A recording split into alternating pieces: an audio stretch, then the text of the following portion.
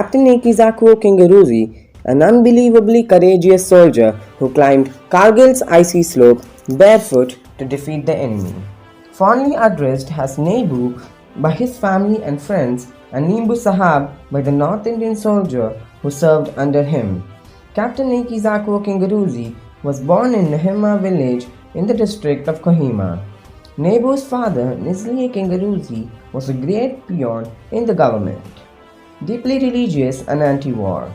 He initially didn't want his son to join the army, but Neibu convinced him that the honor of serving in the armed force far outweighed the risk that the job entailed.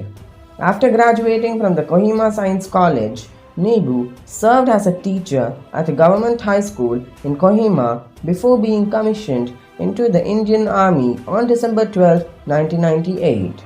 In 1999, when the Kargil was started, Captain Kenguruse was a junior commander in the Rajputana Rifles battalion. For his determination and prowess, he was made the lead commander of the Ghatak Platoon of his battalion. Only the most physically fit and motivated soldier make it into the dreaded Ghatak Platoon that makes up the first wave of Indian Army's counter-forces. On the fateful night of June 28, 1999, Captain Kenguruse's platoon was given the responsibility of taking out a strategic machine gun post held by the enemy on a cliff face, the Black Rock. Heavy gunfire from this position had been hindering the battalion's progress in the sector for days. As the commando platoon scaled the cliff, they came under intense mortar and automatic fire from above.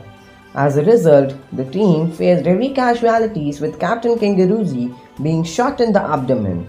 Underrated by the injury, he urged his men to carry on with the assault. On reaching the final cliff face, the platoon was halted by a sheer vertical wall that separated them from the enemy post. To ensure that his platoon was able to climb the sheer cliff, he secured a rope for his men, but his boots kept slipping on the icy slope that hung at an obtuse angle. It would have been easy for him to retreat and get medical help, but the profusely bleeding Captain Kenguruse decided to do something incredibly brave. At a height of 16,000 feet and in the bitingly cold temperature of -10 degrees Celsius, Captain Kenguruse kicked off his boots. Using his bare feet to get a grip, he somehow climbed up freezing cliff while carrying an RPG rocket launcher with him. Once on top, Captain Kenguruse fired the rocket launcher at the 7 Pakistani bunkers that stood before him. They replied with a hail of gunfire, but he kept firing till he had decimated the bunkers. 2 enemy soldiers from a nearby bunker rushed towards him, and he tackled with his commando knife in hand-to-hand combat. He single-handedly downed 2 more infiltrators with his rifle before a volley of bullets blew him off the cliff. But his daring act had done enough to ensure that his troops would go on to capture the position.